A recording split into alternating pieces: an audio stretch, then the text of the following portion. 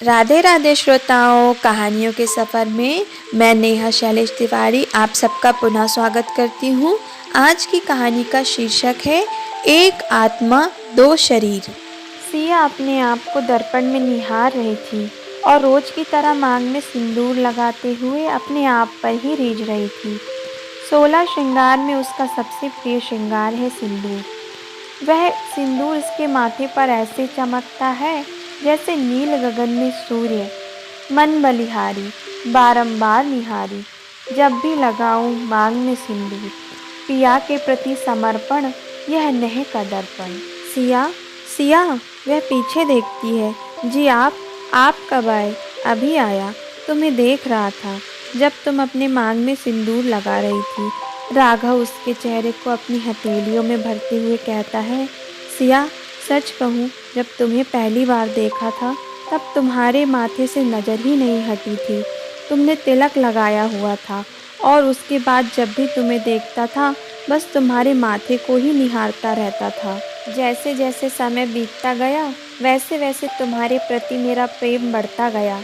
अब जब तुम्हें अपनी पत्नी के रूप में पा लिया हूँ तो कभी कभी तो मुझे ऐसा लगता है कि कहीं यह स्वप्न तो नहीं। अपनी किस्मत पर मुझे विश्वास नहीं होता। आप ये कैसी बातें कर रहे हैं? भाग्यवान तो मैं हूँ जो पति रूप में आपको पाया। सच कहूँ तो कभी कभी तो मुझे सच में ऐसा लगता है कि ज़रूर पिछले जन्म में मैंने कुछ अच्छे कर्म किए होंगे जो आप जैसे प्रेम करने वाले पति परमेश्वर को पाया। राघव मुस्कुराते हुए उसे अपने हृदय से लगा लेता है और दोनों अपने अतीत में गुम हो जाते हैं। राघव और सिया की मुलाकात तब हुई थी जब राघव ने अपनी कंपनी के लिए अखबार में एक नियुक्ति निकलवाई थी और सिया उस जॉब के लिए अपना इंटरव्यू देने राघव से मिली। तब पहली ही नज़र में राघव को लगा कि सिया से उसका कई जन्मों का नाता है। सिया भी लगभग यही अनुभव कर रही थी। जब दोनों मिले तो उनके आसपास का माहौल सुगंधित हो गया। ऐसा लगा जैसे वातावरण में मधुर संगीत बज रहा हो। ऐसा अनुभव दोनों को ही हुआ, परंतु दोनों ही ऐसा अनुभव कर आश्चर्य में थे। ऐसा दोनों के साथ कई बार हुआ। जब भी वह एकांत में होते, उनके आसपास कोई नहीं होता, तब दोनों को ही सुगंध और संगीत का अनुभव होता, जैसे कोई अदृश्य शक्ति उन्हें यह संकेत देना चाहती हो कि तुम दोनों दो नहीं, एक ही आत्मा के दो स्वरूप हो। प्रिय श्रोताओं, जब हमारी आत्मा परमात्मा में विलीन होने के बहुत करीब होती है, जिसे हम मुक्ति या मोक्ष भी कहते हैं, तब परमेश्वर उस आत्मा को दो भागों में विभक्त कर देते हैं ताकि वह आत्मा अपने सत्य स्वरूप को पहचान कर सत्य मार्ग पर चले और जिस हेतु उस आत्मा का जन्म धरती पर हुआ है उसे पहचाने। सिया और राघव एक ही आत्मा के दो स्वरूप हैं जिन्होंने इस जन्म में एक नर और एक नारी के रूप में धरती पर जन्म लिया। जैसे श्री कृष्ण और राधा कृष्ण अलग नहीं हैं, एक ही आत्मा के दो स्वरूप हैं। जब राधा रानी ने श्री कृष्ण से पूछा कि प्रायः आपने सभी प्रेमिकाओं से विवाह किया, मुझसे विवाह क्यों नहीं किया, तो श्री कृष्ण ने कहा कि विवाह में दो लोगों की आवश्यकता होती है। मैं तुमसे विवाह कैसे करता राधे, तुम और मैं तो एक ही हैं। श्री कृष्ण और राधा रानी की यह वार्तालाप कई लेखों में पढ़ने मिल जाती है। प्रिय श्रोताओं, यह अपनी अपनी विचार शैली है कि हम क्या मानते हैं। मेरा मानना तो यह है कि राधा जी ने कभी कान्हा से कुछ पूछा ही नहीं। वह तो अपने कान्हा के मन की हर बात पढ़ लेती थी। ऐसे ही नहीं सर्वव्यापी परमेश्वर श्री कृष्ण ने उन्हें अपना गुरु माना था। सिया और राघव जब आत्मा रूप में थे तब उन्हें यह ज्ञान था, परंतु जब वे मनुष्य शरीर के बंधन में आए तो वे अपना अस्तित्व भूल गए। जब वे एक दूसरे के साथ होते तो यह प्रकृति उन्हें बार बार इस बात का ज्ञान करवाती कि वह दो नहीं एक है। अक्सर आपने दो प्रेमियों को यह कहते हुए सुना होगा कि हम दो जिस्म एक जान हैं। कई बार लोगों को ऐसा भ्रम होता है जब वे अपने नकली आत्मा मित्र या कहें फॉल्स सोलमेट से मिलते हैं, लेकिन यह उन लोगों के लिए सत्य है जो सच्चे आत्मा मित्र या कहें ट्रू सोलमेट से मिलते हैं। यह एक जान होते हैं जो उच्च लोकों की गति के लिए परमात्मा द्वारा दो जिस्मों में विभक्त कर दिए जाते हैं। जैसा कि प्रायः सभी प्रेम कहानियों में एक विलन होता है, तो हमारे सिया और राघव की कहानी का विलन है राजीव, जो राघव का मित्र है और कंपनी में पार्टनर भी। वह भी सिया के सुंदर रूप और स्वभाव पर अपना दिल हार बैठता है। जब उसे सिया और राघव की प्रेम कहानी का पता चलता है, तो वह अपनी बचपन की मित्रता भूलकर राघव को दुश्मनी की नज़र से देखने लगता है। यहाँ सिया और राघव उसके इस मंसूबे से अनजान अब एक दूसरे से सगाई के बंधन में बंध चुके थे। वहाँ दूसरी ओर राजीव राघव को मारने की योजना बना रहा था। एक दिन सिया को पता चलता है कि राघव का कार एक्सीडेंट हुआ है। वह बहुत घबरा जाती है और अस्पताल पहुंचती है। राघव की ऐसी हालत देखकर सिया बेहोश हो जाती है। राघव के माता पिता उसे धीरज बांधते हैं और कहते हैं, भगवान पर विश्वास रखो बेटी। राघव कोमा में जा चुका था और उसके ठीक होने की संभावना बहुत कम थी। सिया अपनी सुध-बुध खो चुकी थी। वह आईसीयू में लगे शीशे से बेसुध होकर कई घंटों राघव को निहारती रहती थी। उसकी हालत देखकर उसके माता पिता के साथ साथ डॉक्टर और नर्सों को भी उस पर तरस आता था। जब सिया के माता पिता उसको कंधे से पकड़कर घर ले जाते, तो वह चुपचाप उनके साथ बिना कुछ कहे चल देती थी। 1 साल बीत गया था। ऐसे ही एक दिन राघव की माँ सिया के घर आई और उन्होंने सिया के माता पिता से सिया की शादी कहीं और करने की बात की और बातों ही बातों में राजीव का सुझाव दे डाला। इन 1 सालों में राजीव सिया और राघव के परिवार के बहुत करीब आ गया था। किसी को इस बात की खबर ही नहीं थी कि यह सब किया राजीव का ही है। अपनी बेटी की ऐसी दशा उनसे भी नहीं देखी जा रही थी, तो उन्हें कविता जी का सुझाव उचित लगा। सिया सारी बात अपने कमरे से सुन रही थी। उसके आंसू लगातार बहते जा रहे थे। अपने दोनों हाथों से वह अपना चेहरा छुपाकर रोने लगी और सोचने लगी, यह क्या हो गया उसके साथ। अभी कुछ ही दिनों की ही तो बात है।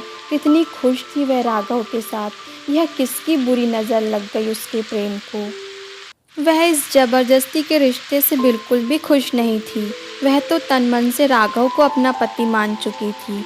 राजीव को उसके जीवन में दखल देना और उसके घर आना जाना उसे बिल्कुल भी पसंद नहीं था और अब यह सब। वह ज़ोर-ज़ोर से रोने लगी। राघव, राघव, कहाँ चले गए तुम? आ जाओ मेरे पास या मुझे भी अपने साथ ले चलो। जहाँ तुम हो मुझे नहीं रहना, मेरा दम घुटता है। राघव, क्या कमी रह गई थी मेरे प्रेम में? हे ईश्वर, यह किस जन्म के पापों की सज़ा है। जब हम अंधकार से घिर जाते हैं और कहीं भी हमें रोशनी की कोई किरण नज़र नहीं आती, तो हमारे हृदय में कई सवाल उठते हैं, जिनका जवाब हम ढूंढते हैं। कभी अपने आप से पूछते हैं तो कभी भगवान से। सिया की स्थिति भी यही थी। वह भूल गई थी कि जो उसके साथ हो रहा है वह किसी पाप की सज़ा नहीं, बल्कि उसकी आत्मा की अधोगति के लिए हो रहा है। इस जन्म में उसे तपना है विरह की अग्नि में, जो क्षणिक है, कुछ समय के लिए। इस समय उसे धैर्य के साथ साथ विश्वास रखना होगा अपने प्रेम पर। यह परीक्षा है उसके सच्चे प्रेम की। वह ज़ोर-ज़ोर से रोने लगती है, बिना खाना खाए सो जाती है। उसी रात सपने में उसे राघव दिखाई देता है। वह दौड़कर उससे लिपट जाती है, उसके सीने में अपना मुंह छुपाकर रोने लगती है और ज़ोर से उसके सीने पर अपनी मुट्ठी का प्रहार करके रोष प्रकट करती हुई कहती है, कहाँ चले गए तुम? यह कैसा प्यार है तुम्हारा? मुझ पर जरा भी तरस नहीं आया तुम्हें? क्यों चले गए मुझसे दूर? रोती हुई उसके पैरों में गिर जाती है। राघव उसे उठाता है और कहता है, मैं तुमसे दूर कहाँ हूँ और मैं तो तुमसे दूर जा भी नहीं सकता, क्योंकि तुम और मैं एक ही आत्मा के 2 स्वरूप हैं।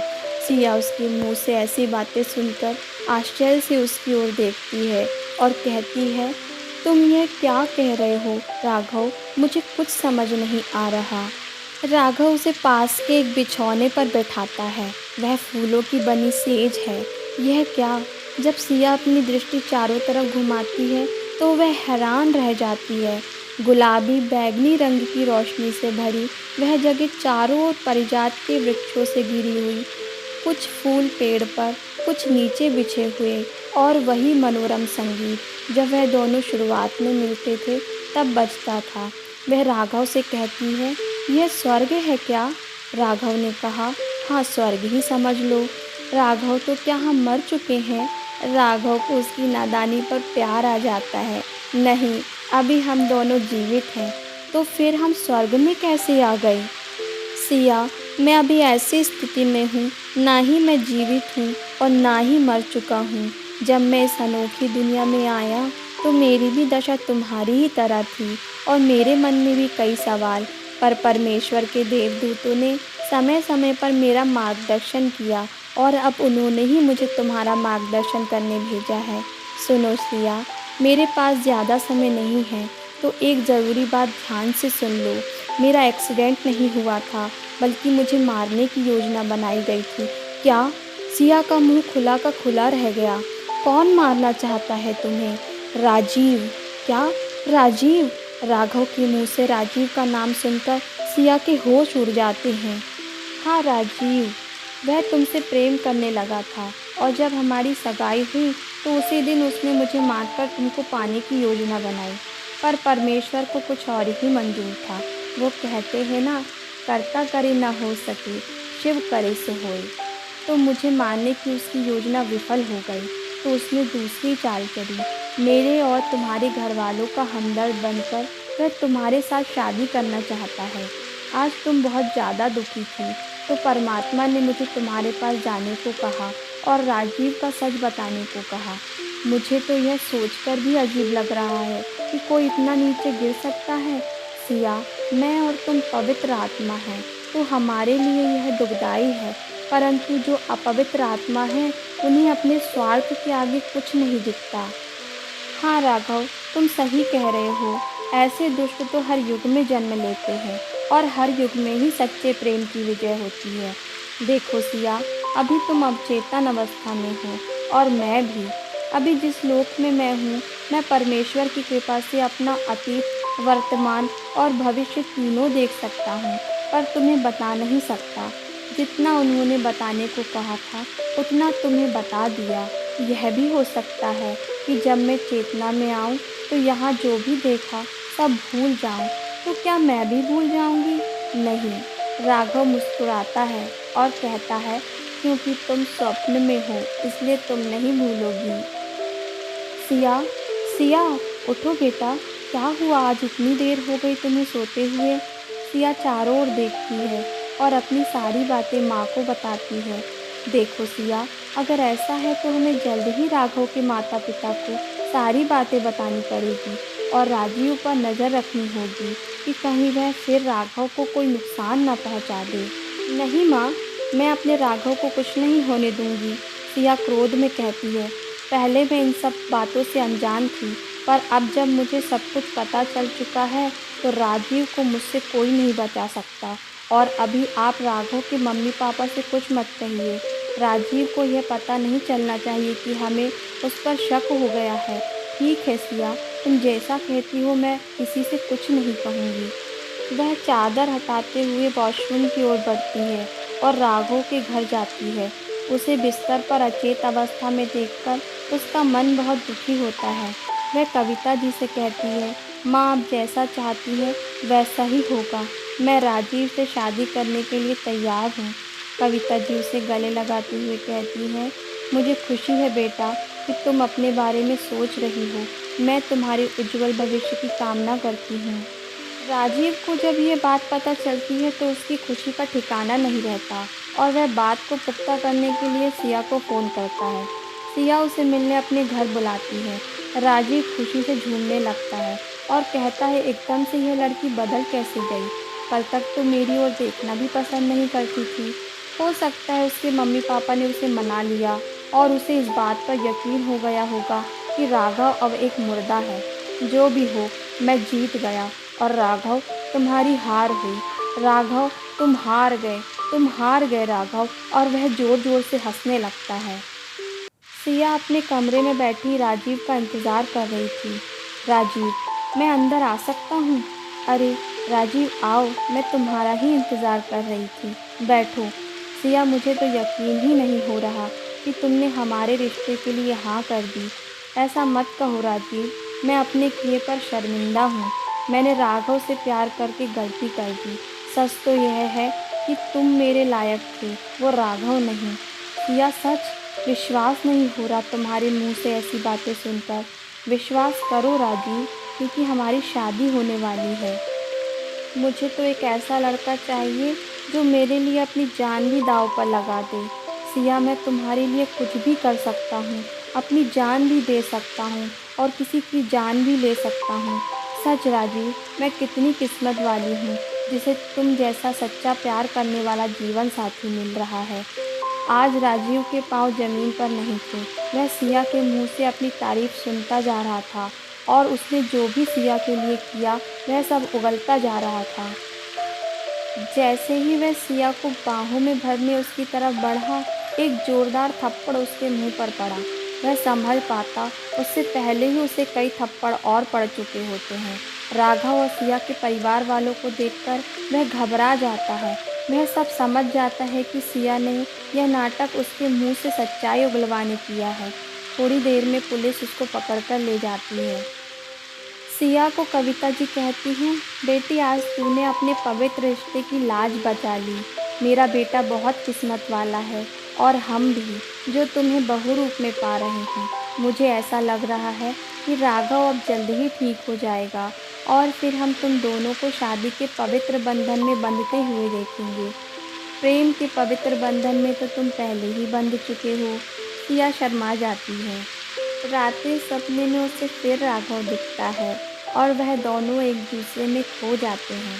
धीरे धीरे सिया की सेवा से राघव ठीक होने लगता है और एक दिन जब सिया उसके कानों में कहती है, ऐसे कब तक सपनों में ही मिलते रहोगे, बस अब बहुत हुआ, जल्दी से लौट आओ। ऐसा कहकर वह जैसे ही जाने लगती है, राघव उसका हाथ पकड़ लेता है। वातावरण में फिर वही सुगंधित खुशबू महकने लगती है और मधुर संगीत बजने लगता है। तो यह थी हमारे राघव और सिया की प्रेम कहानी। प्रिय श्रोताओं, ऐसी कई रोचक और रहस्यमयी प्रेम कहानियों को सुनने के लिए कृपया चैनल को लाइक, शेयर एवं सब्सक्राइब कीजिए। राधे राधे।